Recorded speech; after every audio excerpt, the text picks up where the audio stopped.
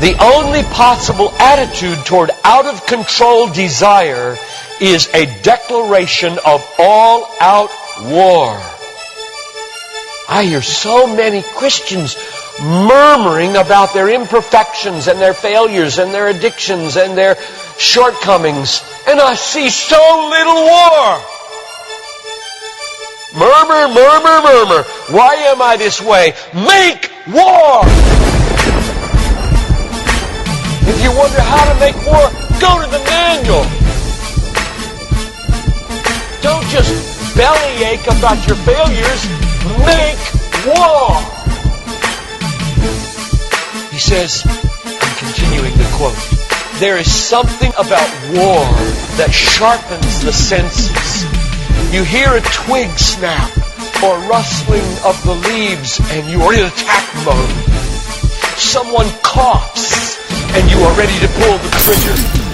Even after days of little or no sleep, war keeps us vigilant. There is a mean, violent streak to the true Christian life. But now let's very carefully ask, violence against whom? Or what? Not other people. Not other people. Not other people. Not Muslims. Not Hindus. Not Buddhists. Not atheists. Not secularists. Not nominal Christians. Not wives or husband or children or ornery bosses. But on every impulse in our soul to be violent to other people. Violence, a mean streak in Christianity, against our own selves. And all in us that would make peace with sin and a settling in peacetime mindset. We make war on that in us. It's a violence against all lust in ourselves. All enslaving desires for food, caffeine, sugar, chocolate, alcohol, pornography, money, the praise of man, approval of others, power, fame. This is our enemy. This is where we make war.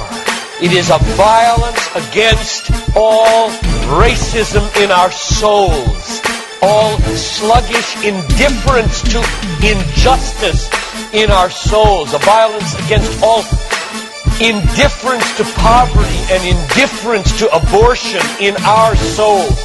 Did you know that in the warfare of Romans, Satan doesn't show up until chapter 16? We tend to think of spiritual warfare as this little thing where you find some way to pray or some way to lay hands on or some way to do a Satan thing. Well, that's important. Believe me, that's important. We war not against flesh and blood, but against principalities and powers and world rulers of this present darkness and spiritual hosts of wickedness in the heavenly places. That's important. But you know what? It's not nearly as important as this. Because the only foothold Satan has in your life is your flesh and your sin. Nobody goes to hell because of Satan.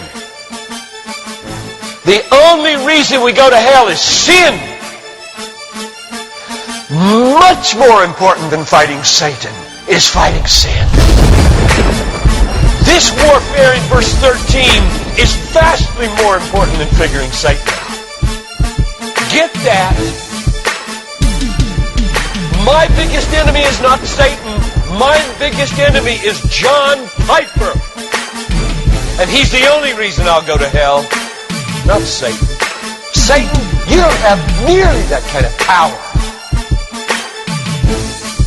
And therefore, I really care about us learning how to do this battle. Christianity is not a settle in, live at peace with the world the way it is religion. Like most Christians live their daily lives. Verse 13. If by the Spirit you kill. There's a mean streak in Christianity, and it's not against anybody else but ourselves. In fact, it's against the meanness of ourselves against other people. If you feel like you're a mean person against others, a harsh person, a critical person, you know your problem? You haven't learned to make war. You haven't learned to be mean. You haven't learned to get violent against your violence, against your meanness, against your critical spirit. And you complain of it, talk about it, but have you made war 24/7 against it?